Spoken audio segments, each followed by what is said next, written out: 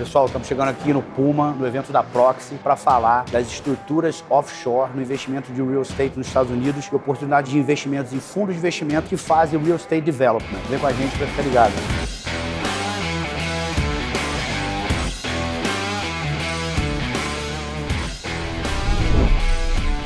Vamos lá, pessoal. Bom, boa noite. Obrigado aí pela presença de todos. Como vocês sabem, a gente vai ter um outro evento também na quinta-feira. Então, para amigos, colegas que não possam ter vindo, vocês podem avisar. E quem quiser também pode vir novamente. Quem vier novamente, eu prometo que vou fazer algumas brincadeiras novas para não ficar monótono. Aqui é o seguinte. O Rob falou que não estava funcionando direito, deixa eu ver. Então vamos aqui mesmo, vamos na raça. Ó, aqui eu botei só meu contato para quem depois quiser. Então, e-mail e telefone, mas no final a gente também pode conversar. Então, vou falar rapidamente da parte tributária, né? Então, a parte tributária envolvendo as estruturas que tudo que o Rob e o Mário falaram aqui. Para a estrutura de investimento, obviamente, a carga tributária é sempre um fator extremamente importante, né? Carga tributária reduz lucro, reduz profitability, reduz caixa, obviamente, ela é uma das variáveis mais importantes de qualquer investimento, sobretudo quando a gente está falando em investimentos dessa natureza.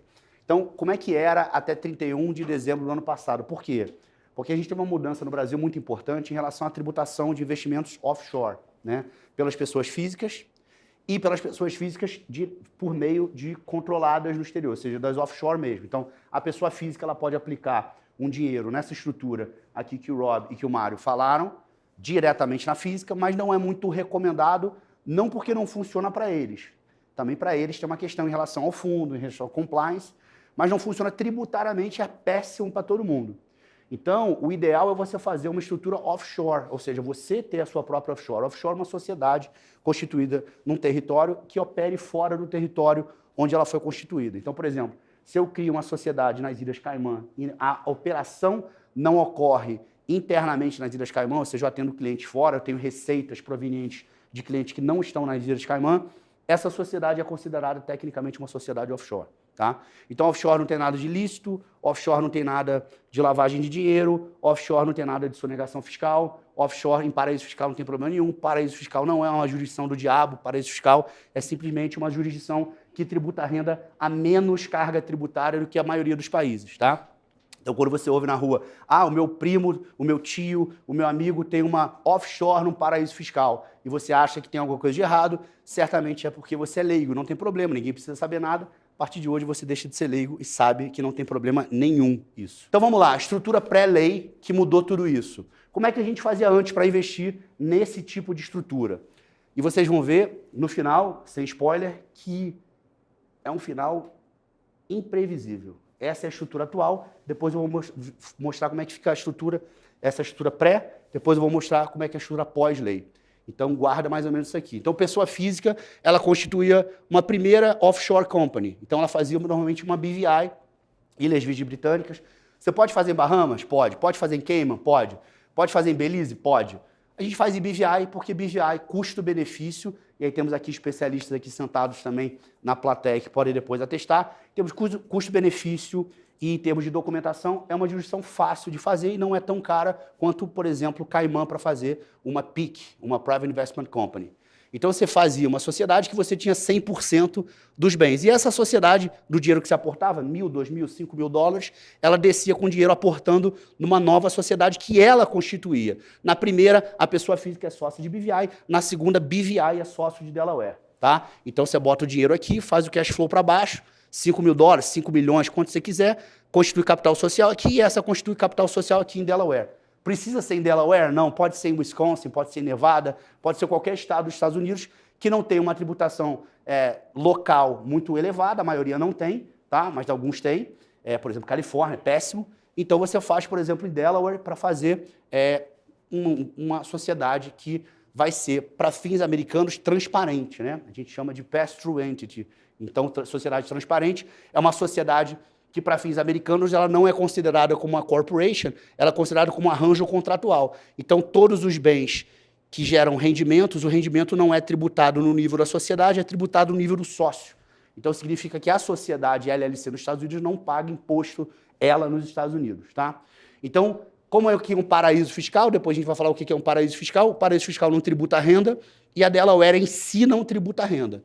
Então, num primeiro momento, essa estrutura desse jeito, ela vai deter todos os seus ativos no exterior. Imóveis, real estate nos Estados Unidos, renda fixa, ações e bonds tradeados, por exemplo, na Nasdaq, cryptocurrencies, criptoativos, outras sociedades, que você pode ter outros investimentos aqui em private equity, venture capital, não aconselho para fins de responsabilização, mas é outro ponto, e alguns fundos aqui, multimercado, hedge fund, feeder fund, o que você quiser botar o seu dinheiro.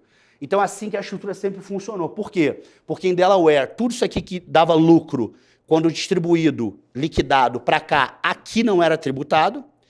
Tecnicamente, quando fosse distribuído para cá, esse estado também não tributa, porque é um paraíso fiscal a renda, porque isso aqui é imposto de renda, deu lucro, renda. E esse dinheiro podia ficar aqui ou podia ficar aqui sem voltar para a pessoa física. E no Brasil não tributava. Não tributava porque não chegava, porque não tinha distribuição de dividendo, afinal de contas você quer manter esse dinheiro fora, num país com risco político melhor, né? Um risco país melhor, questão cambial, uma moeda forte, e obviamente você está botando esse dinheiro no exterior para continuar os investimentos fora e para ter o seu rainy day fund para quando você for embora do Brasil, se aposentar ou morrer, seus filhos herdarem um patrimônio no exterior, numa jurisdição melhor, numa coisa mais protegida. Então, se você distribuísse o dividendo de BVI para a pessoa física, aí você pagava 27,5% de renda. Aí é muito elevado, é dividendo offshore, era péssimo, tinha que fazer um carnê-leão, recolher, tinha variação cambial, horrível. Então a gente deixava o dinheiro ou no second layer ou no first layer da estrutura, parado ali, sem tributação, tá? E você ficava reaplicando isso. Como você não paga imposto no Brasil, não pagava imposto no Brasil com isso, o dinheiro do imposto era automaticamente reaplicado no negócio. Então ficava uma bola de neve. Você não paga tributo em BVI e não pagava tributo em Delaware se você mantivesse os investimentos sem liquidar no primeiro momento e jogar para cima. Então aquilo significa zero de tributação e todo o tributo é reaplicado no negócio. Então aquilo era excelente. Em 5, 10 anos aquilo dava muito dinheiro. Então essa era a estrutura que funcionava, tá? Se você mantivesse o dinheiro aqui, não tinha tributação no Brasil, era isso que acontecia. Se você trouxesse o dinheiro para o Brasil, 27,5% de tributação. Aí começa, risco político, econômico e fiscal no Brasil.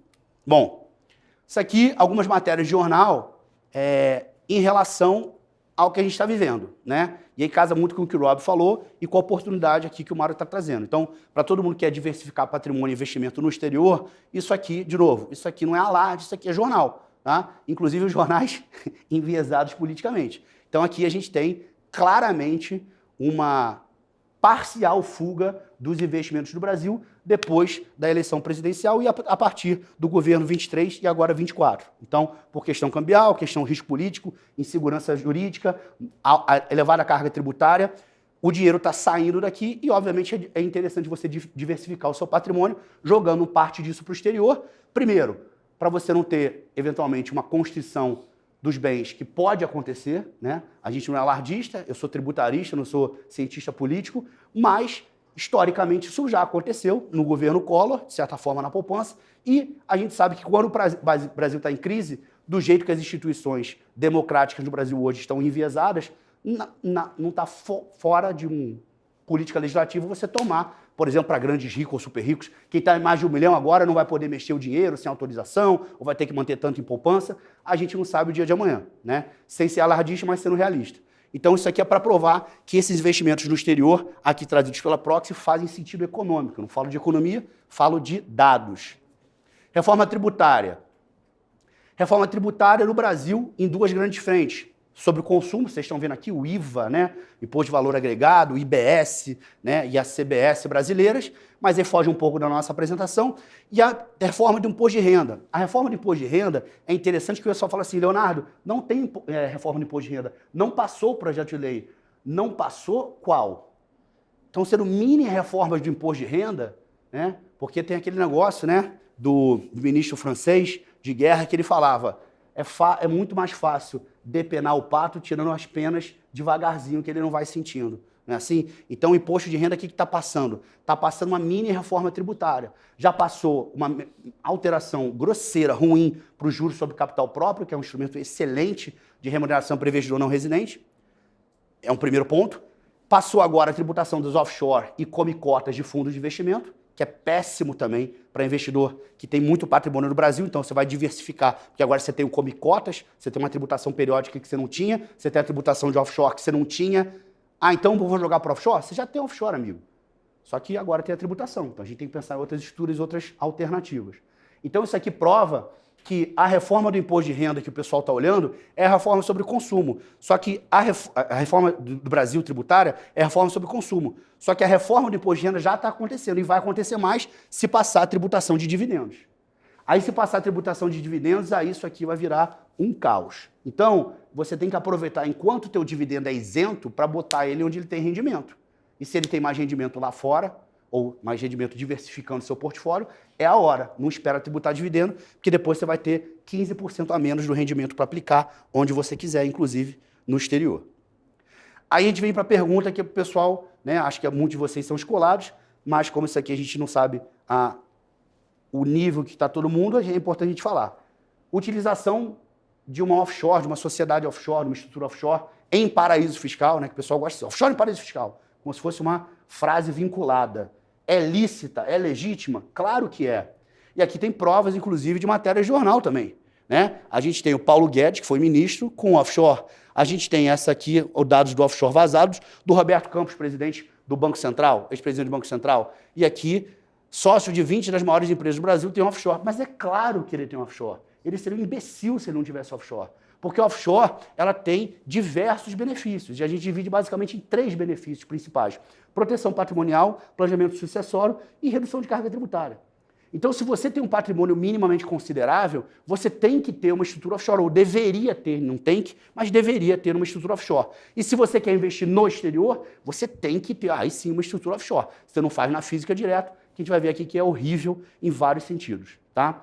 Aí o pessoal fala assim, Leonardo, quanto de patrimônio eu tenho que ter para ter uma estrutura offshore? Ah, eu não tenho tanto patrimônio assim. E a gente brinca. A economia tributária, a proteção patrimonial e você conseguir organizar a parte sucessória do seu patrimônio é relevante para você? É. Então, 100% do seu patrimônio é tudo que você tem. Então, você fala assim, mas eu tenho pouco patrimônio. Mas qualquer economia sobre 100% do patrimônio é uma economia considerável. Então, o seu patrimônio é sempre 100% que você tem. Então, independente disso, é claro que o custo disso pode ser uma variável para você. Mas não precisa ser um grande político para você ter uma estrutura offshore. E aí, empresa offshore. Empresa offshore, empresa no Brasil é atividade, né? O Código Civil no artigo 966, ele trouxe a teoria italiana, a teoria da empresa. Então, empresa, a gente chama de empresa no dia a dia pessoa jurídica, mas tecnicamente a empresa é a atividade, não é a pessoa jurídica em si, mas acaba coloquialmente sendo confundida dessa forma. Então, uma empresa é uma atividade econômica organizada para a produção ou circulação de bens ou serviços, muitas vezes confundida ou utilizada como sinônimo de uma sociedade, uma pessoa jurídica. Offshore é simplesmente uma definição. O que é uma atividade offshore? É algo que é feito fora do território em que está constituído ou fora do território da jurisdição aplicável. Então, de novo, se eu monto uma sociedade nos Estados Unidos, que os clientes estão fora dos Estados Unidos, que a receita da atividade vem de fora dos Estados Unidos, não é local, essa é uma atividade offshore, portanto, essa empresa é uma empresa offshore na definição, tá? Eu posso adotar diversos tipos societários. Então, uma sociedade offshore não é um tipo societário. O pessoal fala assim, eu vou fazer uma sociedade do tipo offshore. Não é do tipo offshore. O tipo societário pode ser limitada, pode ser SA, pode ser uma sociedade híbrida, pode ser um trust, uma entidade, pode ser até um fundo de investimento, quando você chama de entidade offshore. Então, offshore é o uso que ela é feita em relação à geração de receita e onde ela exerce a atividade, dentro do território ou fora do território. Então, você tem uma empresa offshore do tipo SA, por exemplo. Isso seria uma frase correta.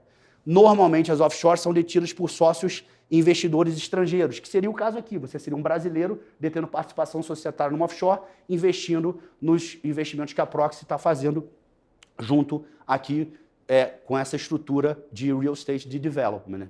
Então, não é requisito que uma sociedade offshore tenha sócios não residentes. Mas é muito comum que isso aconteça, porque a estrutura offshore ela possibilita que investidores não residentes entrem em estruturas locais. Então, o brasileiro consegue entrar nos Estados Unidos através de uma estrutura offshore. O brasileiro consegue fazer um investimento, às vezes, no mercado internacional por meio de uma estrutura offshore e o brasileiro continua residente no Brasil, então ele é não residente na jurisdição da offshore. O brasileiro é não residente porque ele não reside em BVI, ele não reside nos Estados Unidos, ele reside no Brasil. Tá? Então, ela pode ser constituída em um paraíso fiscal, que é a parte final. Um paraíso fiscal, como eu disse, é uma jurisdição simplesmente que tributa a renda a uma carga baixa. Então, o imposto de renda é baixo. Então, na definição da legislação brasileira, cada país tem a sua definição de paraíso fiscal. Paraíso fiscal no Brasil é qualquer jurisdição que tribute a renda menos de 17% na alíquota. Então, se um país tributa a renda 15%, o Brasil olha e caracteriza esse país como paraíso fiscal. E o que implica isso? Implica algumas consequências tributárias nas transações entre o paraíso fiscal e o Brasil, que classifica aquele outro país como paraíso fiscal. Mas não significa que você não pode operar lá, não significa que você vai ser preso, não significa que você está no radar da Polícia Federal, nada disso. O paraíso fiscal, então, é um país que tribute a renda a menos de 20%, isso pela lei, mas a portaria do Ministério da Fazenda botou para 17%, então todo país que tributa a renda a menos de 17% para o Brasil é um paraíso fiscal, ou, alternativamente, um país que tenha sigilo societário, um país que não abra a composição societária. Então, um país fala assim, quero saber quem é o sócio aí de BVI. BVI fala, Brasil, quem está pedindo? Receita Federal. Não vou abrir. Tem um processo criminal internacional, um crime de genocídio, um crime contra direitos humanos, para você abrir aqui, para eu abrir esse sigilo? Não, não. Eu sou Receita Federal, só queria saber quem é o sócio da Leonardo Limited de BVI. BVI fala, não, minha jurisdição, não vou abrir para você. Aqui, se você joga no Google, na junta comercial, você descobre, não precisa nem entrar na página, você ajuda, né? cnpj.com, você já sabe quem é o sócio da sociedade no... Então, é diferente. Então, o Brasil olha para a BVI e fala, você não vai abrir, que nem eu abro no Google aqui? Não. Então, você, para mim, é um paraíso fiscal, porque você está ocultando o sócio. Veja, ocultar e confidencialidade são duas coisas diferentes. Receita Federal fala ocultar, a gente fala proteção, né? Tem famílias que o imposto de renda circula entre prestadores de serviço, contadores, administradores, etc., em licitação, não sei o quê, e o cara não quer que descubram que aquela empresa tal, ele é sócio. No imposto de renda está lá, mas o papel da sociedade em si, ele não quer que alguém saiba que ele é sócio daquele negócio, até por questão de sequestro, concorrência desleal, tem vários motivos que você quer manter o sigilo do patrimônio que você tem via offshore. Agora, para a Receita Federal, você vai abrir. Pergunta rápida e meio óbvia, mas só para confirmar. Todo paraíso fiscal ele tem essa proteção? Tecnicamente, não. Na teoria, não. Na ponto de vista prática, sim. Vai ser difícil um paraíso fiscal que abre. Alguns países a gente vai ver que são regimes fiscais privilegiados, por exemplo, Estados Unidos. Aí é diferente. Aí alguns países eles podem abrir o sigilo societário, tá? Se você pedir, por exemplo, Holanda, é possível você ir no board, lá no equivalente de junta comercial, mediante um pedido fundamentado, e eles abrem. No Google não vai abrir nunca. Então você não faz uma consulta de CNPJ lá. Mas se você faz um file na Holanda, eu já fiz isso, né, com estruturas que a gente usava para cliente quando estava em Big Four, e aí o cliente, o interessado, quando faz um pedido fundamentado para abrir, a Receita holandesa, né, a junta comercial, na verdade, holandesa, ela abre. Mas só se for uma CV, uma Command Ter Vennootschaping. Se for uma BV, aí que é outro tipo societário, que é que fosse um consórcio, aí tem outros tipos de controle societário. Mas desses tradicionais, assim, Cayman, BVI... Nenhum abre. Todos são sigilo. Nenhum abre. Paraísos fiscais, ilha, pensa Caribe. Caribe não abre. Caribe não abre. Ilhas Man, Granada, que mais? Panamá. Nem a Xande Moraes chega, né? Hã? Nem a Xande Moraes consegue descobrir. Cara, do jeito que ele tá, eu não duvido. Eu não botaria minha mão no fogo. Ele pode fazer uma coisa, não, isso aqui é crime de genocídio, então eu quero saber, né? Ele pode até fazer isso. Esse cara, ele tá conseguindo mais coisas que a gente consegue. Mas assim, no primeiro momento, nem Alexandre de Moraes. Seria um bom parâmetro. Num primeiro momento, nem ele. Tá? E aqui tem a lista, né? A lista da Instrução Normativa 1037 de 2010, da Receita Federal, ela lista taxativamente quem é paraíso fiscal. Então, às vezes, as pessoas perguntam, pô, Leonardo, mas eu não sei como é que se tributa ou não tributa em Luxemburgo, eu não sei qual é a alíquota da Irlanda, como é que eu vou saber? Tem que ficar perguntando? Não. A Receita Federal te dá uma lista dizendo quem é paraíso fiscal. Então, por exemplo, está aqui, Ilhas Virgens Britânicas, Ilhas Virgens Americanas, Gibraltar, Granada, Hong Kong, né? Então, aqui eu listo exatamente quem que é paraíso fiscal. E aí depois eu tenho o artigo 2º da IN 1037, que lista os regimes fiscais privilegiados. São jurisdições que não são paraísos fiscais, que tributam mais de 17%, ou que dão um benefício fiscal que a carga efetiva é menor, ou também que opõe sigilo societário puramente. E aí é uma outra conversa que a gente não precisa entrar agora, porque a gente está focando em paraíso fiscal. Qual que é a consequência? O pessoal fala, beleza, eu estou transacionando no paraíso fiscal. Eu fiz a estrutura que o Rob e que o Mário me falaram que você, Leonardo, recomendou como advogado para entrar no mercado americano, para ganhar grana, para ganhar os 9% garantido em 2 pagamentos anuais.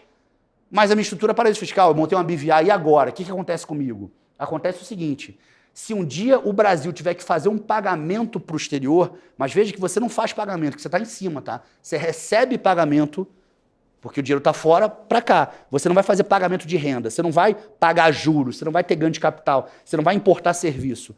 Então, a principal prejuízo, digamos assim, de você transacionar com o paraíso fiscal é quando o Brasil faz pagamento de renda para o exterior e é para o paraíso fiscal. A alíquota na fonte é 25% que você tem que reter, quando, na verdade, na prática é 15%. Mas isso é quando você tem alguém importando um serviço, pagando juros para um paraíso fiscal, você está na outra ponta, você está recebendo dinheiro do paraíso fiscal, porque você é investidor, você não é o cara que está recebendo, que está fazendo o pagamento. Então, na prática, na estrutura que a gente faz aqui, não tem muito impacto tributário, porque o paraíso fiscal está dando dinheiro e não recebendo dinheiro. Dinheiro, quando eu digo, não aporte de capital, mas renda de transações comerciais, tá? E o resto para a pessoa jurídica é muito maior. Aí tem aqui, o pessoal gosta, né? Pô, mas eu vi o filme A Firma, do Tom Cruise lá, baseado no livro do John Grisham. E eu vi o filme A Lavanderia. A Lavanderia fala do Panama Papers, do escândalo, né? Que fala, inclusive, a Odebrecht, expressamente no filme. E A Firma fala dos paraísos fiscais, utilizando, na época, né? Ele utiliza Bahamas, né? Como a estrutura inicial e, quando é gravado, eles estão em Cayman, fazendo scuba diving em Cayman, né? E aí o pessoal fala assim, mas por que você trouxe isso? Porque essa aqui é a visão da maioria das pessoas. Vê esses 2 filmes e fala assim, porra, um offshore, paraíso fiscal, é isso aqui, aquele filme o cara ia ser preso, isso aqui foi o escândalo da Odebrecht, nunca vou fazer isso. Eu não quero meu nome associado com isso. Que tipo de advogado é você para recomendar isso para mim? Eu sou advogado que não fica vendo filme, né? Sou advogado que trabalha no mundo real. Que tal, né? Então aqui a gente tem as questões que você precisa saber. Banco Central, em termos de fazer a declaração de capitais e bens no exterior, se você tem mais de $1 milhão na offshore, você tem que fazer a DCBE todo ano. Receita Federal, você vai declarar na sua declaração de imposto de renda o custo, não é valor de mercado, então você meteu 1 milhão na offshore há 10 anos.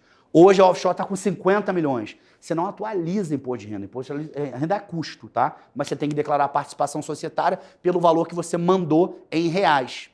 A gente tem também o FATCA e o Common Reporting Standards para a questão de troca de informações bancárias e de investimento, isso sobretudo nos Estados Unidos e Europa, padrões europeus e americanos. E aqui a gente tem basicamente o que significa, o que gera esse Common Reporting Standards de FATCA, ou seja, esse paperwork, esse red tape que a gente tem que trazer em relação a informações de investimento no exterior, sobretudo investimentos, entre aspas, financeiros via offshore. Isso aqui é simplesmente a legislação aplicável quando você utiliza uma estrutura de offshore que você vai cumprir. E se você vai cumprir, você não tem que ter medo disso aqui, questões penais. Então o pessoal fala assim, eu não vou fazer uma BVI, offshore em BVI, em paraíso fiscal, porque eu não quero ser associado com lavagem de dinheiro. Meu amigo, lavagem de dinheiro é ocultar ou simular na natureza, origem, localização, disposição, movimentação, propriedade de bens, direitos ou valores provenientes direta ou indiretamente de uma infração penal. Então é o seguinte, o dinheiro que você está mandando para o offshore é de prostituição? É de tráfico de droga? É de tráfico de armas sem autorização? É de jogo do bicho? Porque se a origem não está contaminada, não tem lavagem de dinheiro. Você não está limpando um dinheiro sujo porque o dinheiro não é sujo. Ah, mas eu não quero incorrer em fraude. Me disseram que isso aí é fraude. Fraude é lei tributária. Fraude é toda ação, omissão dolosa, tendente a impedir ou retardar a ocorrência do fato gerador. É uma ação, omissão dolosa, o dolo é a vontade de cometer algo que vai prejudicar outrem. Né? O dolo não é só vontade, é vontade de fazer alguma coisa que tem prejuízo de terceiros. O que você está fazendo botando o dinheiro que você ganhou?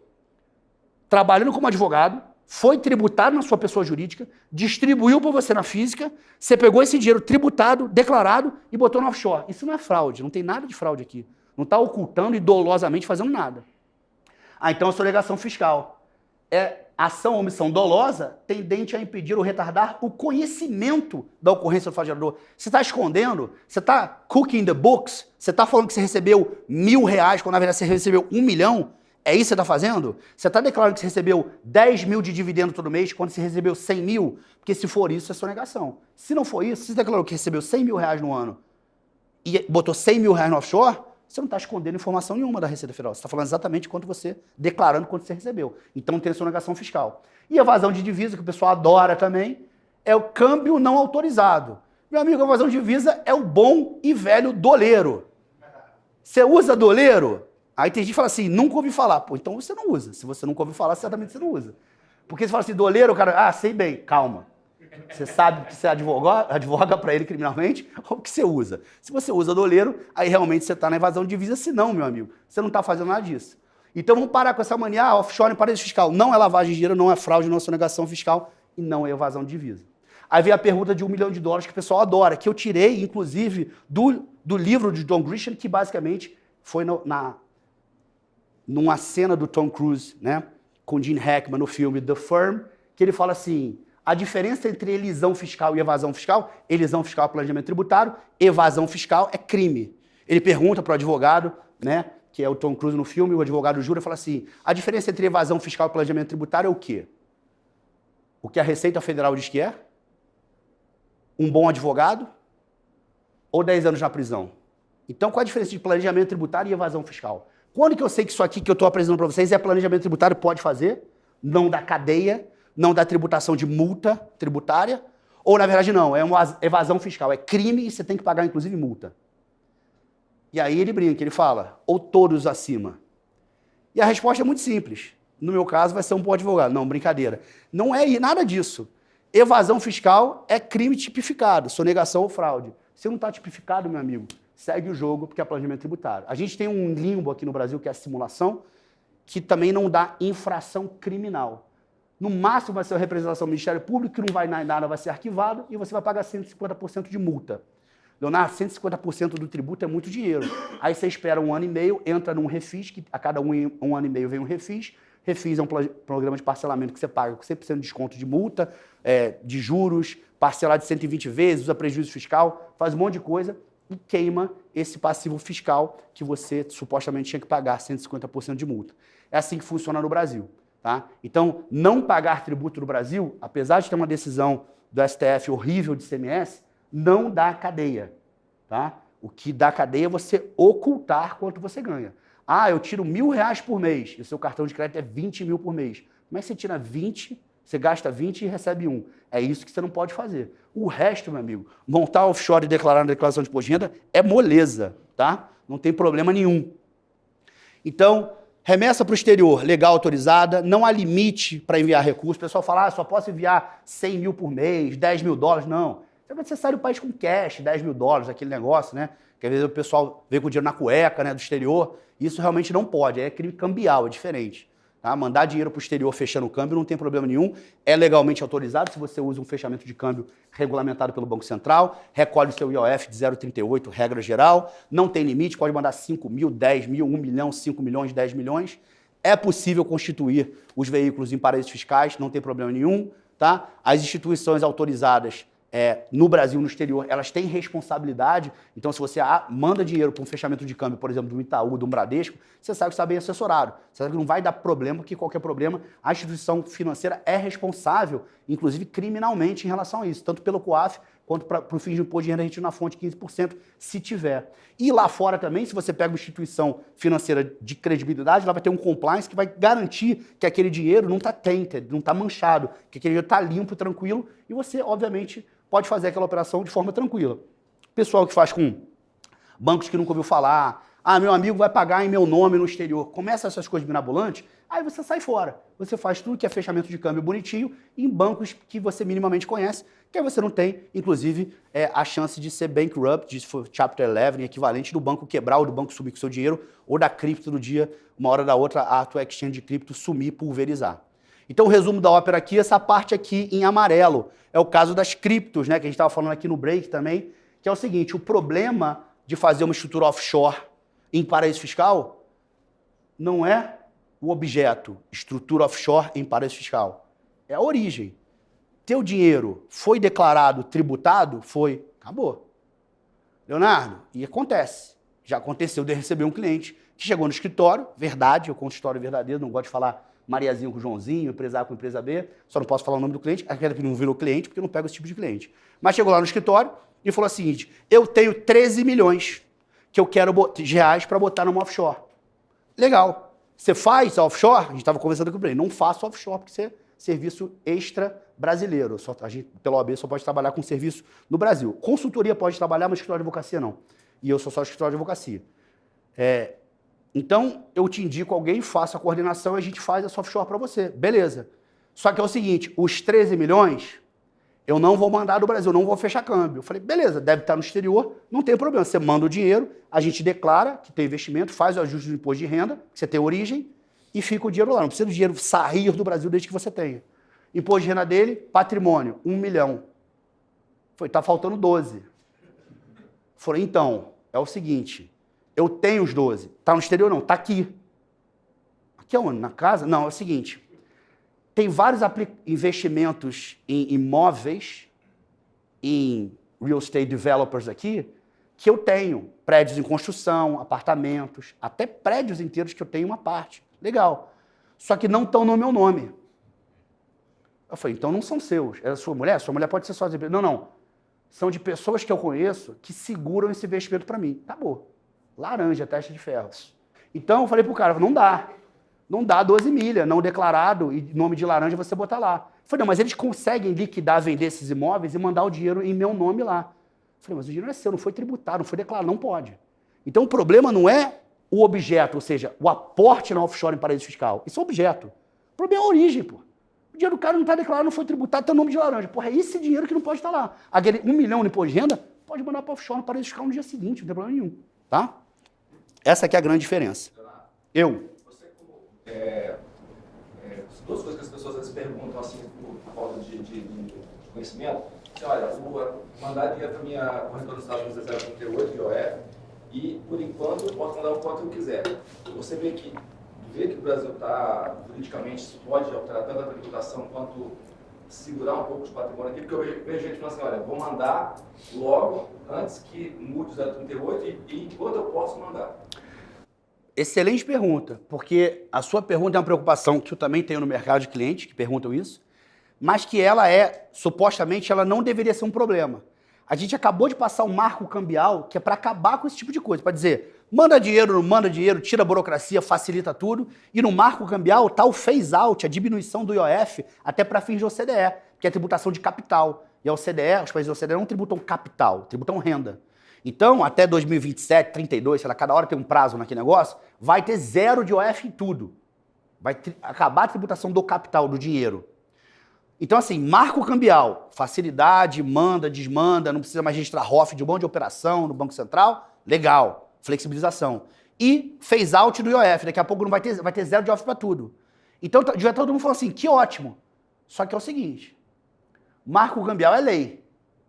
Pode ser que amanhã, governo, bata no legislativo e fala, sabe o marco cambial? Muda um pouquinho para mim, volta um pouquinho, volta para a época das trevas, depois a gente volta para esse negócio. E aí, no ano seguinte, está valendo.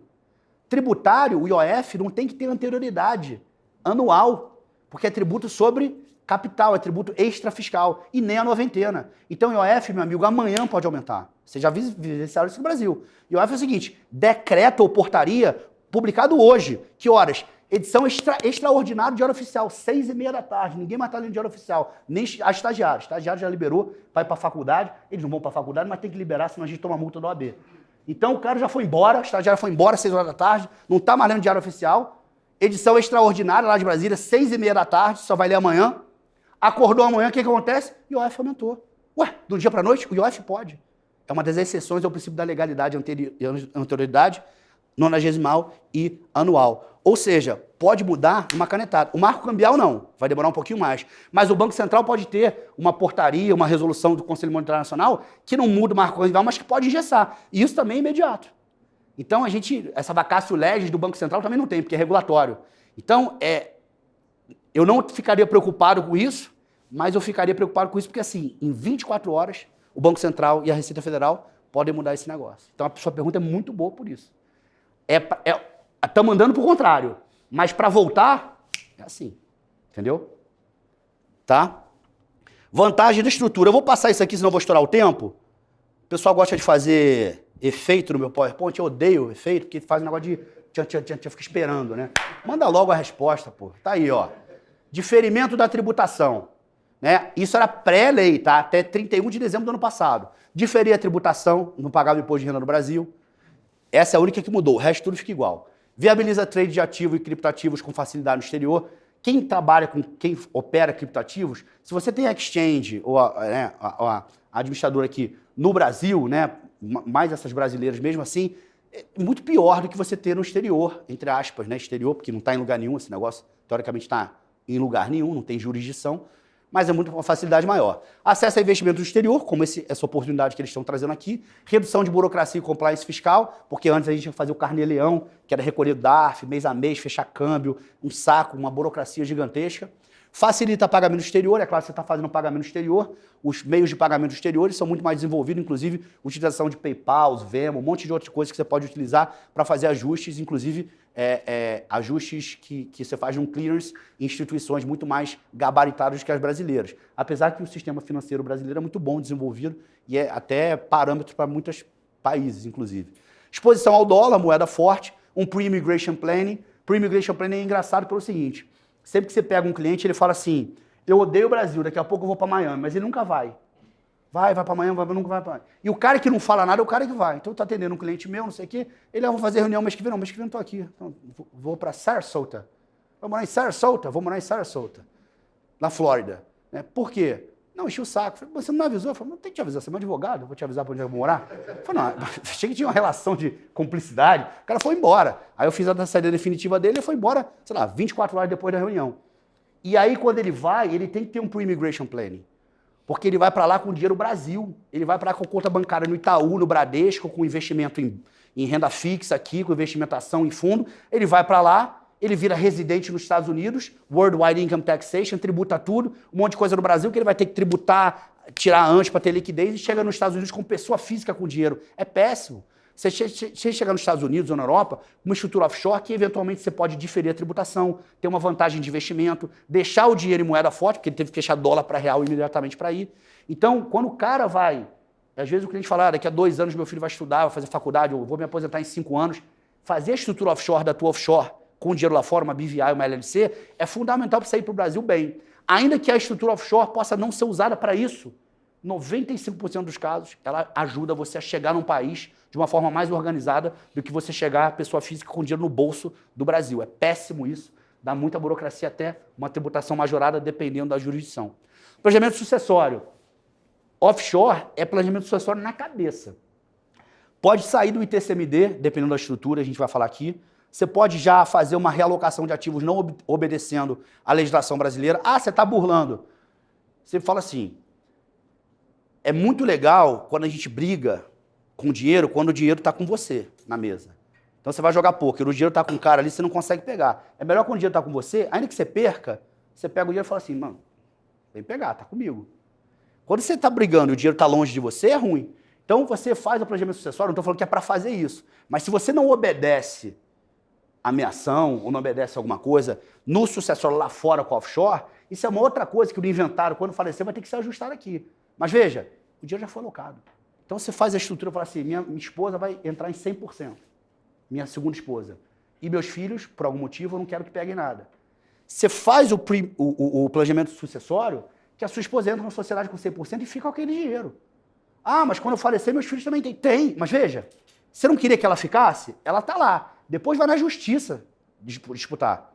Eu não estou falando que isso é o certo, mas eu estou falando que isso é a prática. Então é muito melhor você disputar uma coisa que você sabe, a esposa sabe que ela vai ter que devolver uma parte, mas o dinheiro está com ela. Outra coisa é, está no inventário, não está comigo.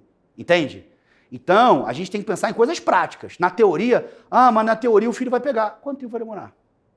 E se ela gastar o dinheiro? E se ela pegar esse dinheiro e ripar agora pro... Não posso falar amante, que o cara faleceu, é sacanagem. Mas talvez o novo marido dela. E aí os filhos vão, cadê o dinheiro, mãe? Doei pro cara lá. Vai anular, é fraude, não sei o quê. Beleza, o cara já sucedeu em BVI, eu botei ele tá na conta da empresa dele de Bahamas e ele mora em Granada. Como é que vai pegar esse dinheiro? Acabou. Mas violou a lei brasileira. Legal, e qual é a exceção? Vai pra cadeia? Só vai pra cadeia que não paga pensão, né? e depositar em fiel que já caiu. Não é pensão? Vai para cadeia? Não vai. Não estou falando para fazer. Estou falando que funciona dessa forma. Funciona dessa forma. São 20 anos aí de experiência, tá? Uma pergunta, amigo, nós falamos só óbvio, agora para mim eu acho que saber. Tem alguma solução para diferimento hoje depois de uma cadeia ou não tem solução? Tem, mas não vai aplicar em 99% dos casos dessa estrutura, porque essa estrutura é para planejamento patrimonial de dinheiro de não operações de renda ativa. Renda ativa é uma delas, não estar em paraíso fiscal é uma delas, não ser controlada é uma delas. Só que essa estrutura é para controlada em paraíso fiscal com renda passiva. Então, muito improvavelmente você vai conseguir.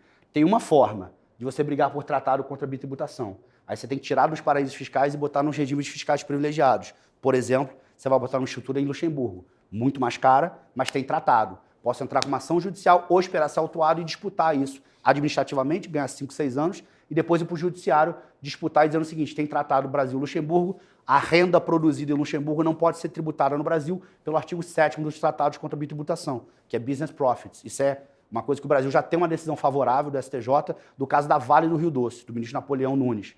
Então, isso pode ser utilizado para o contribuinte. A maioria dos juristas está falando que isso já caiu, que é outdated, mas hoje a gente tem uma única decisão do tema do STJ dizendo renda de paraíso de país que tem tratado com o Brasil não pode ser tributada no Brasil. Tá? Resumindo, tá? Não tem estabelecimento para nada disso, enfim. Então, se você mudar isso, e tem clientes que estão analisando isso, mudar a tua estrutura de uma offshore para uma estrutura de uma SAL, né, Sociedade Anônima de Responsabilidade Limitada, em Luxemburgo, você ganha proteção do tratado. Tem cliente que fala assim, mas quanto é mais caro? É mais caro. Tem cliente que quer montar um fundo exclusivo no Luxemburgo. Aí é grana. Grana. Muito caro. Mas, muito caro para quem? Para um high net, aí ele está protegido, porque é um fundo de investimento que está lá, tratado. Aí você vai botar um administrador terceirizado, pode dizer que você não tem mais controle, está discricionário. Aí você começa a ter um cali. Mas aí estamos falando dos caras em reais, de 50 milhões para cima. Em termos de custo, assim, até como uma média de mercado, se a gente vai falando besteira, ignora, mas eu imagino que é uns $2.000, $3.000 no máximo de manutenção anual de um offshore. E BVI, Bahamas, essa. Quanto a mais que seria? Se você faz uma sociedade anônima de responsabilidade, a SAL normal, isso vai gerar em torno de 8 mil euros por aí. Tá? É porque aí você vai fazer algumas coisas que a gente recomenda de substância econômica. Eu vou botar um administrador terceirizado, como se fosse um trustee. Eu vou mudar o regulamento não vai ser aquele padrão. Então, vou ter que pagar um advogado para fazer umas cláusulas do regulamento do fundo, ou da sociedade, no caso, do contrato social, do estatuto, para ficar um pouquinho menos 100% administrado. E o cara vai ter que perder um pouco do controle, tá, da gestão. Então, tem cliente que fala assim, não, eu quero manter o controle. Aí eu vou aplicar só a proteção do tratado. Eu recomendo que aplique o tratado e também a discricionária para tirar o controle ali. Fala assim, olha, essa sociedade não é controlada por mim. Eu posso até ser o majoritário, mas eu não controlo. Exato. Eu tenho um administrador que controla, não sou eu que controlo, eu sou o controlador. A tomada de decisão, ou o board, não sou eu que elejo mais, já terceirizei. Aí você vai ter que contratar um banco bom, que o FII é caro, entendeu? Por isso que eu falei, 50 milhões ou mais no mínimo. O cara com menos de 50 milhões de reais, você bota essa estrutura e começa a botar esses custos, eu falo assim, putz, cara, eu vou perder dinheiro. É custo, é gasto. Vai baixar o teu PL, com certeza, tá? Essa tributação é só sempre por excedente, né? Se eu montar um offshore de largada, 50 milhões. Zero de tributação, só do lucro. Só do lucro. Mas aí tem variação cambial. Variação cambial. Você mandou para facilitar a tua conta. Mandei 50 milhões a dólar 1 para 1. 50 para 50. 50 milhões de reais chegou a 50 dólares. Agora você fala assim, putz, não está dando certo, eu vou fazer redução de capital, vou acabar com a sociedade, vai voltar tudo. Redução de capital vai ser um outro tipo de ganho de capital, mas enfim. Vou voltar com esse dinheiro. Se você voltar com dinheiro, 50 milhões agora é 1 para 6, para arredondar, vai voltar 300 milhões.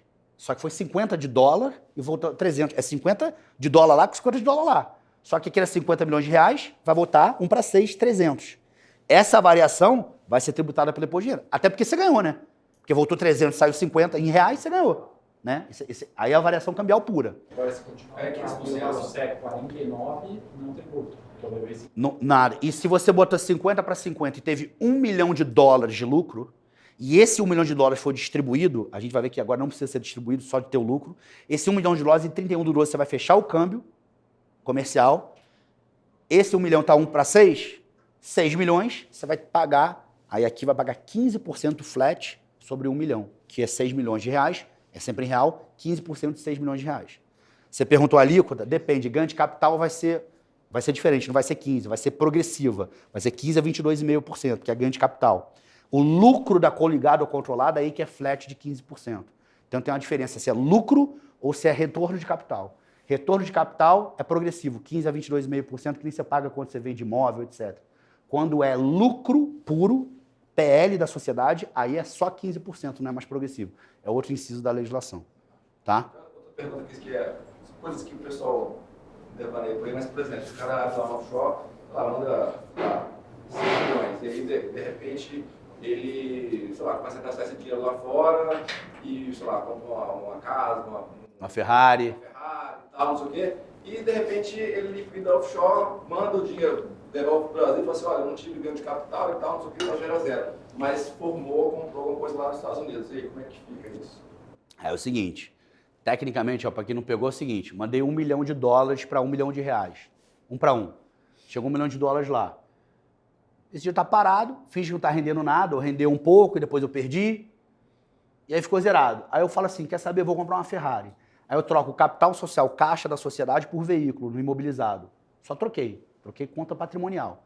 Então, gastei $1 milhão e tô com $1 milhão de Ferrari. Encerro a sociedade, tá?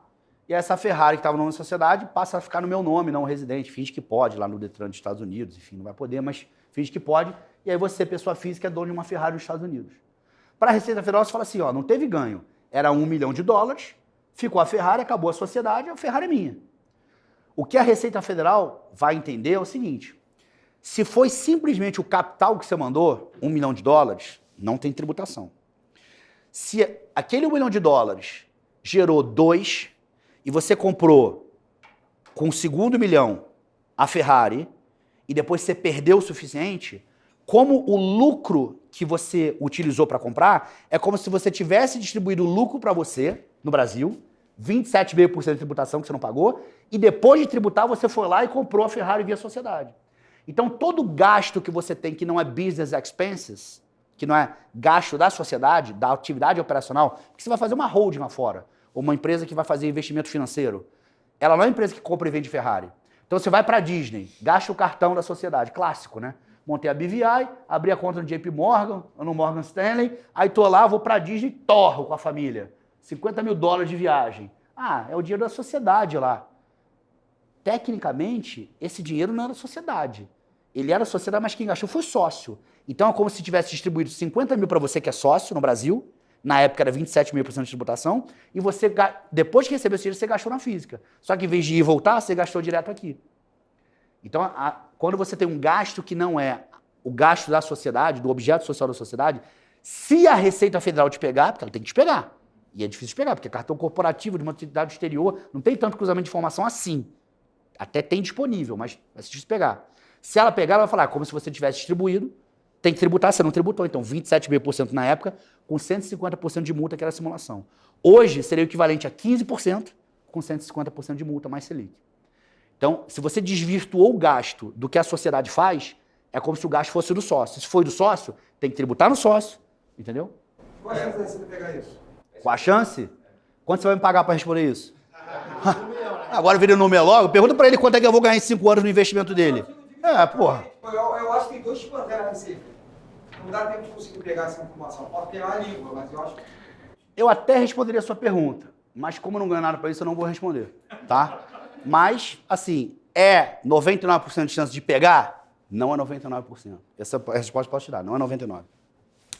E, então, com relação a criptoativos, que eu acho que vai ser um assunto que vai ficar muito em voga agora, muito durante o halving agora, né? Então, a gente vai escutar muito falar até o ano que vem. Vai aparecer pessoas interessadas e falar, olha, Thiago, nosso escritório vai aparecer falando, olha, eu tive muito dinheiro agora, cresceu muito patrimônio, esse dinheiro está dentro de uma carteira e eu quero resolver minha situação, mas eu não quero declarar essa informação no Brasil. Você está muito mais acostumado que a gente com isso, sabe muito bem que o que acontece é o cara falar o seguinte, até pela situação atual, o cara que não vê aí por trás da direita, ele costuma falar que não quer de forma nenhuma informar sobre o Brasil. Certamente a gente tem que passar para ele o que é importante, ele ter essas informações aqui, mas com uma questão de uma cold wallet ou algo assim, você não tem mais rastreabilidade ou algo do gênero, o que seria a melhor condição para esse caso? Isso é tax advisor. Eu não posso te dar aqui que eu não estou recebendo para isso e estou falando sério. Isso é tax advisor. O que eu vou te responder é o que dá para responder. Se você pega o dinheiro que está no banco, numa conta bancária, e joga em cripto, seja em cold wallet, seja numa exchange normal, enfim. Se você transforma isso em cripto, em NFT, ele deixa de ser rastreável no seguinte sentido. Se é da sociedade, agora é obrigado, antigamente era opcional. Nunca foi opcional, mas era opcional apresentar isso e fazer. Agora é obrigado você ter balanço da sociedade offshore no Brasil. Então, no balanço tem lá caixa da sociedade. Entrou caixa com capital social. Quando você comprar pela sociedade cripto, ou a cripto vai ser estoque, porque você tem uma trade de cripto, então é objeto social, ou ela vai ser um intangível, ou ela vai ser um investimento. Então você vai trocar a conta patrimônio de caixa de 1 milhão por 1 milhão de cripto. A sociedade vai continuar isso. Então, quando você apresentar todo ano, quando a Receita eventualmente pedir o balanço da sociedade, vai aparecer que ela tem um cripto, que ela tem Bitcoin, Ethereum, o que seja, NFT. Então não tem como deixar de ser rastreável. O que as pessoas podem fazer eventualmente é, deu um lucro, você comprou a cripto, e depois você vai querer extinguir a sociedade. Aí você extinguiu a sociedade, só que aquele bem que estava na sociedade vai ter que ficar no seu. Quando ficar no seu, tem a N1888 do Brasil que manda você declarar, porque você é residente. Então o cobertor é curto pelo seguinte, residente no Brasil que investe em cripto lá fora, se você é residente no Brasil, pessoa física ou jurídica, a N188 manda você declarar a informação.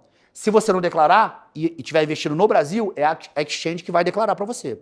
Se você é não residente, e a pessoa jurídica offshore ela é não residente, eu mandei o dinheiro para fora, é a offshore que está aplicando em cripto. A offshore não está no Brasil.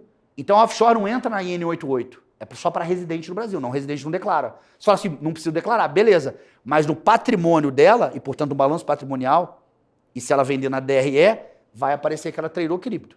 E aí quando a Receita Federal pedir, cadê as informações da sua offshore, você, pessoa física residente no Brasil, vai ter que estar no balanço dela.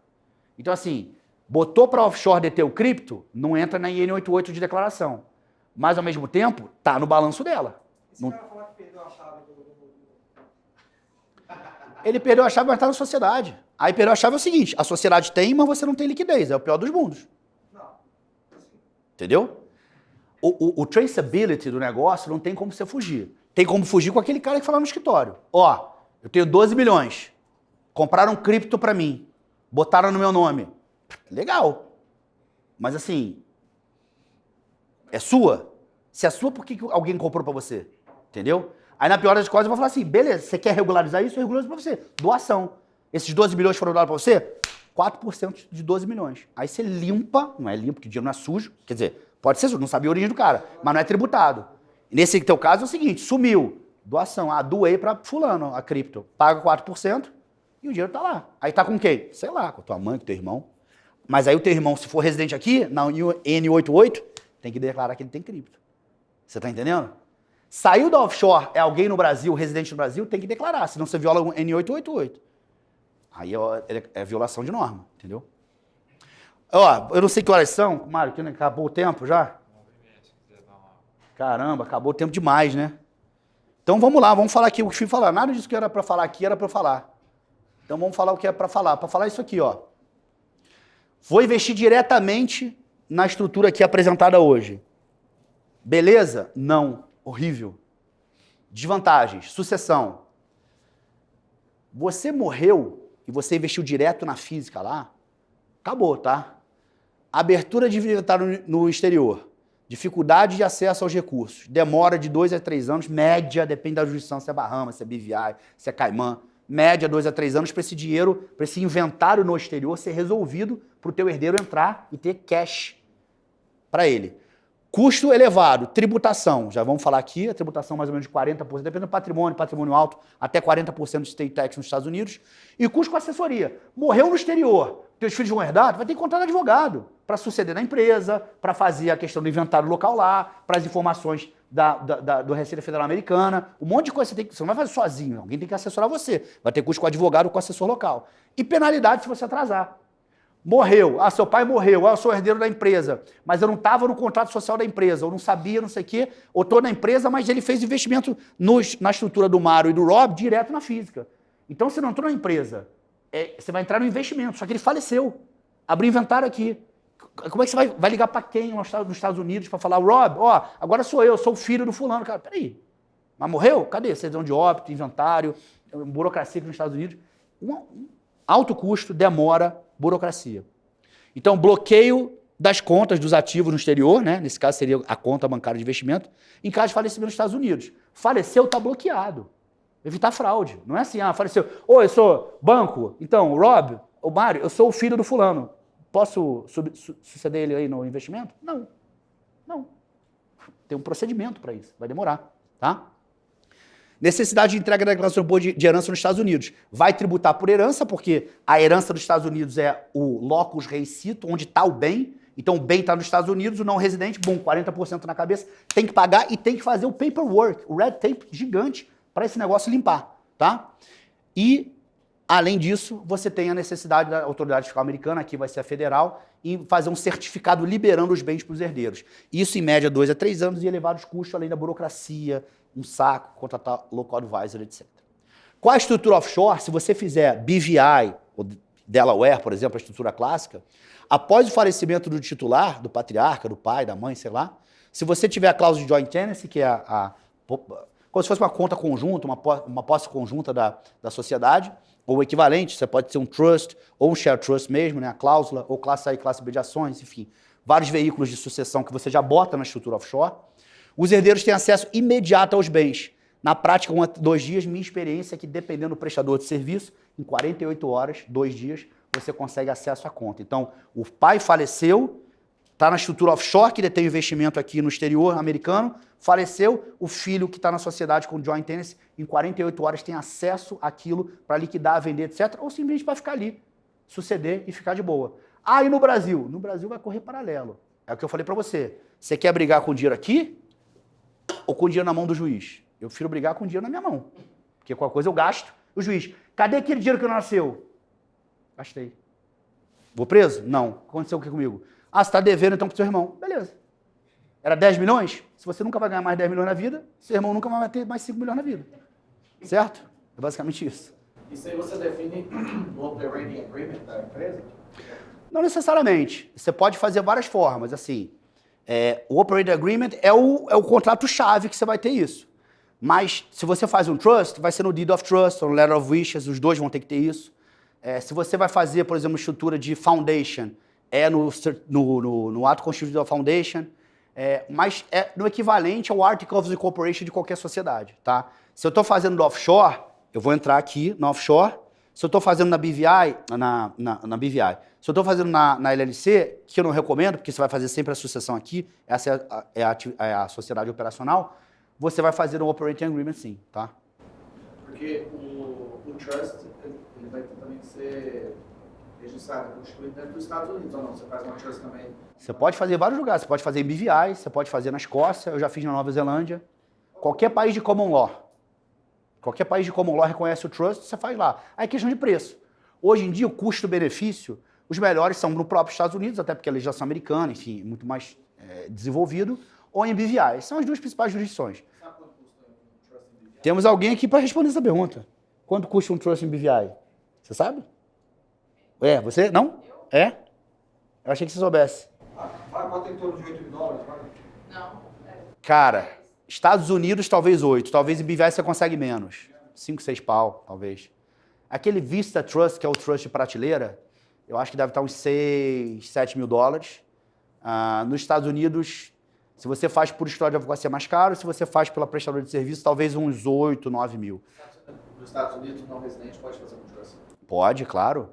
Aliás, é a estrutura predileta dos não residentes. Veja, o trust para resident, US resident, ele é um trust diferente. Ele é um trust realmente hereditário. Assim, o pai botou dinheiro no trust e falou assim, esse moleque com 18 anos, se eu der na sociedade, ele tiver acesso, ele vai sacar o dinheiro como dividendo, ou vai queimar no cartão da sociedade, em farra, comprar Ferrari, vai queimar tudo.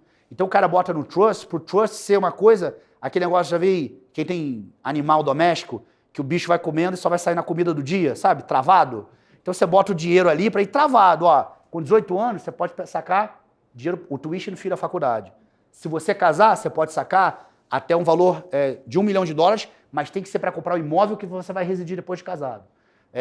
Em caso de doença grave, você pode sacar o valor da doença grave aprovado pelo laudo médico. Então o pai bota os milestones, os eventos, de tudo que o moleque pode sacar no trust. Isso é muito bom. E quando ele morrer, Tá lá preservado. Ah, meu pai morreu, 10 milhões, eu vou sacar. Não. Você casou? Não. Tá na faculdade? Não. Tem doença? Então não vai. Então seu pai falou que era $1.000 por mês. Aí o trustee faz, você bota um protector, que é o corregedor, normalmente o advogado, alguém da família que vai fazer o peso e contrapeso com o trustee para administrar aquele valor. Tá? Aí quando o trust é não residente, aí ele vira um veículo. Ele tem essa questão sucessória, mas ele vira um veículo de investimento. Tá? Aí é mais. Porque o veículo de investimento americano típico é você fazer uma LLC. Qualquer residente americano opera via LLC por questão de responsabilidade.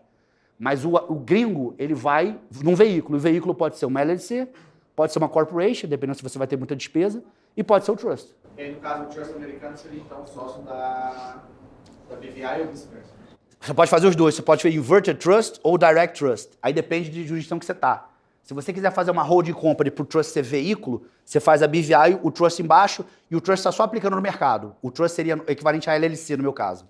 Ou o contrário, você faz um trust, o brasileiro hoje em dia já pode fazer isso. Você faz o trust que vai ser o gestorzão, e quando ele for investir, como ele vai investir, por exemplo, em real estate, ele bota embaixo de uma LLC, porque para ter real estate é bom ter uma LLC embaixo. Então a LLC vira o veículo do real estate, mas o trust aqui em cima. E se o trust for botar direto no mercado americano, ele já pode ir direto aqui, não precisa de uma outra entidade, tá? Então vai depender muito do que você está usando o trust para quê e para qual tipo de investimento. Se ele vai estar em cima, se ele vai estar embaixo. A minha pergunta mais no caso de sucessão, se uma pessoa brasileira, ele está abrindo offshore, né, como você falou lá em BVI, por exemplo, o operating agreement da offshore já seria suficiente para essa proteção sucessória, ou se não, a gente teria que ter o trust? Depende, não. Aí depende do nível de proteção que você quer. Se você quer botar só o joint tenancy, você bota lá a cláusula de joint tenancy, tá?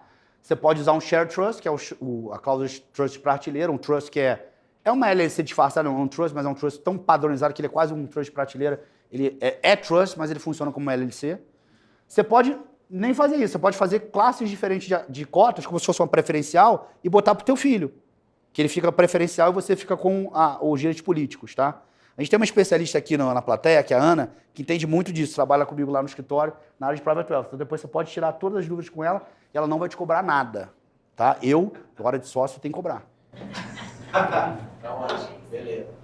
Uma dúvida sobre sucessão nos Estados Unidos. A gente sabe que o imposto de sucessão começa a valer a partir de $60 mil. Que é merreca para o nosso cliente, né? Mas vamos supor, uma pessoa que tem $30 mil. Esses $30 mil, se a pessoa morre na física, entra em inventário nos Estados Unidos? Nos Estados Unidos não, vai entrar aqui. Só aqui? Vai entrar aqui, porque ela vai ter direto, né? Ela vai ter direto, é bem no exterior. É como se fosse, vai pegar a declaração de imposto de renda e falar assim, investimento no exterior, morreu, abriu o inventário aqui, esse dinheiro tem que vir. Vai vir da conta e vai vir para o meeiro, para a sucessão certinho. Bem difícil, tá? E no caso, tem alguns investimentos que também são isentos desse imposto de herança, tipo bonds, tipo dos americanos. Normalmente, portfólio investments estão fora. Tá? Investimento em capital markets. Mas isso só evita o imposto, mas não evita o processo. O processo, a burocracia e a dificuldade do banco que você tem a custódio esse valor fazer a remessa. Porque, veja, vou dar o meu exemplo. Então, eu sou o patriarca com os $30 mil. Se eu falecer, a conta está aberta no meu nome. Aí meu filho vai ligar para o JP Morgan e falar assim, aquele dinheiro do bonds, liquida e manda para mim. Eu falo, não, como para você? Meu pai morreu. Aí ele, teu pai morreu? Meu amigo, óbito aí, abre processo aqui, manda aqui pro banco, daqui a 5 anos a gente conversa. Aí, mas é $30 mil. Não interessa. Agora, tá na offshore, morreu, o filho já tá dentro, o filho tem o controle. No joint tenancy, ele substitui automaticamente. Entendeu? Meu pai morreu, tá lá na conta social, 100% agora é do filho. Aí, ele não tem que ligar para ninguém. A conta é da sociedade, ele já tem a gestão. E se ele não tiver a gestão, ele vira pro banco e fala assim, a senha do meu pai, eu não tenho a senha. Aí, o que aconteceu? Eu sou sócio 100%. Não tem certidão de óbito. Ele vai olhar na sociedade e está aqui. Falecimento, você tem 100%. Tá bom. Cadê a certidão de óbito do Brasil? Não existe isso, entendeu? Eu discorrer rápido para a Fernanda essa pergunta. Cada estado também tem muda um pouco a legislação. Sei que na Califórnia, quando passa de $150 mil, por exemplo, numa conta de investimento, uma conta bancária, eles não liberam simples também no banco, só levar um death certificate. Aí demora mesmo, tem que ir para probate, state, etc. Ótimo. E também quando você tem, é muito importante quando você tiver a empresa constituída por 4 societários com outros sócios, é interessante você ir em vida na instituição financeira e colocar o nome dos sócios na conta. A conta... A instituição Constituição que tem os guidelines, falar... Conta conjunta. Sócio, Conta conjunta. conta só com você aqui. Eu Não. precisaria do outro sócio agora para autorizar você na conta também assinar. É. Pode ser um problema. Com certeza, excelente input. A conta conjunta, quase sempre a gente recomenda fazer, e quase sempre é feita, né? Mas é um bom ponto. Às vezes ele abre, até para acelerar paperwork, o banco só, mas depois a gente sempre coloca todo mundo com titularidade, ou às vezes autorizado no banco com o nome de quem pode operar, inclusive pela procuração. Então, você dá a procuração para o teu filho, o teu filho tem a procuração, no caso de falecimento, ele, por já estar gerindo, na ponto de vista prático, ele vai ter acesso a tudo, e o banco vai olhar e falar assim, pô, seu pai morreu, você tinha procuração, você é sócio, beleza, ainda que não fosse conta conjunta, mas é melhor mesmo. E esse ponto é excelente. O state tax, ele é, obviamente, como diz, é o state, não é de state tax, mas ele é estadual, tá? Então vai mudar, por isso que tem o SALT, né? Os tributos também estaduais, né? Ao contrário do imposto de renda, mas o imposto de renda também é federal e estadual, e tem até um city tax adicional para fins de americano. Então, nesse caso dos 30 mil dólares, você já pode colocar, por exemplo, tem um investimento nos Estados Unidos de 30 mil, 40 mil, 50 mil, você pode colocar os filhos já como cotizado da conta, a esposa. A conta bancária, você faz o que quiser com o banco te liberar. O problema é o seguinte, uma vez que o banco deixou a conta conjunta, legal. Agora, em caso de falecimento, veja, é uma conta, não é uma entidade, não tem sucessão. Então, o banco pode olhar e falar, legal, você pode operar. Se você pode operar sempre, independente de vida ou morte, beleza. Mas tem banco que quando você tem conta conjunta e você é o co-titular, se tem um falecimento, ele pode pedir uma documentação. Mas veja, se os dois têm 100% de gestão, bota marido e mulher, e o marido morre e a mulher já mexia, o banco não vai saber nem que o cara morreu, concorda? Mas é uma questão do compliance do banco. Só que para você não depender desse tipo de coisa, você vai para outra coisa. Tem o problema também que se morre os dois juntos. Né? Hã? Se morre os dois juntos. No direito tem um negócio que chama comoriência. Quando morre todo mundo ao mesmo tempo, a sucessão não é de ninguém. Já viu isso? Chama comoriência. Ninguém sabe o que é. Aí joga a moeda para cima e vê quem vai herdar. Proteção patrimonial, para terminar. Responsabilização do patrimônio da pessoa física. A pessoa física botou dinheiro direto nessa estrutura que foi apresentada aqui. Qualquer dívida da estrutura vai arcar direto na física full. Quando você bota a estrutura de BVI Delaware, a estrutura de uma limitada, né, no exterior, você está limitado ao patrimônio que foi integralizado, igual a limitada aqui.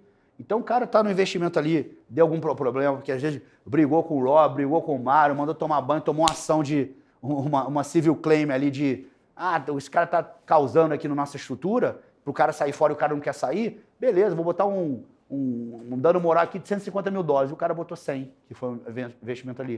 O cara vai responder por 150. Na BVI, fala assim, beleza, quanto a BVI tem? 100. 150. BVI só tem 100? É uma limitada aqui. Limitada tem quanto de capital? 100 mil. 1 milhão. 100 mil. Não sei se é fraude, desconstituir sociedade, personalidade jurídica, mas é outra coisa, né? Piercing the corporate veil, ainda mais nos Estados Unidos, isso é raríssimo. Alguém levantou a mão. E se, em vez de iniciar aqui no Brasil com pessoa física, já fazer direto com pessoa jurídica do Brasil? Péssimo. Péssimo. Aí carga tributária.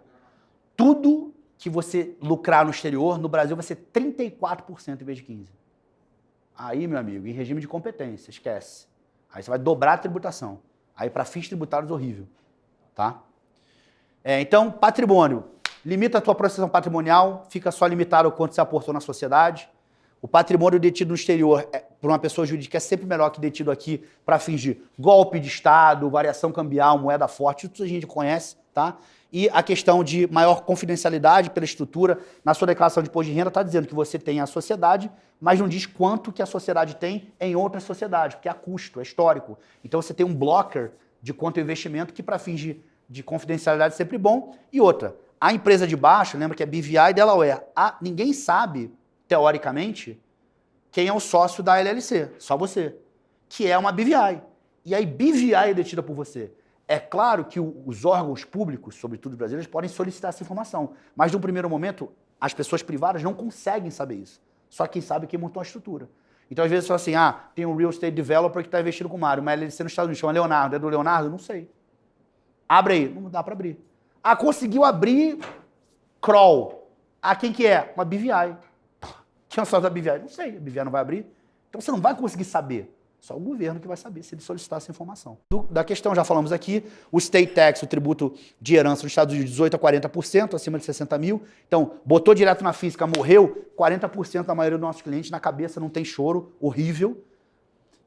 No Brasil, a gente tem uma janela para não tributar a doação feita no exterior, tá? A entidade, a BVI, pode doar a participação societária da LLC nos Estados Unidos para um herdeiro sem ITCMD, tá? Até 31 de dezembro desse ano. Isso é uma coisa que depois, se vocês quiserem, eu falo com mais propriedade, porque aqui não dá tempo, é um tax planning que dá para fazer, com risco, mas dá para fazer. O mais importante é, pagou 40% de state tax nos Estados Unidos, era 1 milhão, agora sobrou 600 mil. Porque você investiu direto na física, não fez offshore, que nem a gente falou para você fazer, né? Aí o cara, 600 mil, beleza. E o imposto de herança aqui? Vai pagar? Depende. O decúdios, quem morreu, era residente no Brasil? É, então vai pagar. Quanto? 4%, dependendo do estado, 8%. Vou compensar, então, o imposto que eu paguei lá de morte com o imposto de morte aqui. Não compensa. Vai pagar 4% ou 8% sem aquele negócio ali. Ou seja, sobre 1 milhão. Não é sobre 600 mil. Não, mas é 600 mil líquido, não é sobre o líquido, é sobre a herança foi 1 milhão. Então vai pagar 4% ou 8% sobre 1 milhão e 40% de 1 milhão. A mesma base de cálculo 2 vezes, dupla tributação, não compensa. Ao contrário do que acontece no imposto de renda, quando você tem dupla tributação de imposto de renda dos Estados Unidos e do Brasil, você compensa pela reciprocidade e até por medidas unilaterais, como a gente tem no Brasil. Então, péssimo para a tributação também. Aí eu falei que ia dar o spoiler, como é que então funciona a estrutura que funciona hoje? Que era essa estrutura anterior, né? Como é que a estrutura que funciona hoje? A mesma. A mesma. Proteção patrimonial, redução de carga tributária nos Estados Unidos e planejamento sucessório. O que mudou? Você não tem mais o diferimento da tributação, aquela parte vermelha do Brasil. Agora, tudo que tiver lucro tem que pagar 15%. Mas funciona para reduzir carga tributária nos Estados Unidos, para ter proteção patrimonial nos Estados Unidos e no Brasil e para ter a questão sucessória organizada. Então, a estrutura é exatamente a mesma pré-lei de offshore do Brasil, só que agora você vai ter que pagar 15% do lucro. E não tem como fugir. Só que não tem que mudar a estrutura. Aí, pessoal, então eu vou direto na física. Por quê? Vai ficar exposto no patrimônio, vai pagar mais imposto nos Estados Unidos e o planejamento sucessório está uma porcaria. Vai abrir inventário aqui, vai demorar 10 anos para ver como é que é. Vai pagar custo de inventário, custo processual, custo com advogado local, quando você pode fazer a parte sucessória dessa forma. Tá? Então, é basicamente isso. E aí, isso aqui também é consultoria, eu vou bilar vocês se vocês quiserem saber disso. Afinal, vale a pena ter estrutura offshore para investir no exterior após a Lei 14.754/23? É óbvio, ululante que sim. Proteção patrimonial, redução de carga tributária nos Estados Unidos e, obviamente, a questão sucessória engatilhada, sem contar moeda forte, risco político, exposição cambial, pre-immigration e outras vantagens. Acesso a outros investimentos que você não tem aqui, rentabilidade, segurança jurídica, etc. Tá bom? É basicamente isso que eu tinha para falar, passei um pouco do tempo, tá aí meu contato, para quem quiser depois a gente conversa, beleza? Valeu, pessoal, obrigado.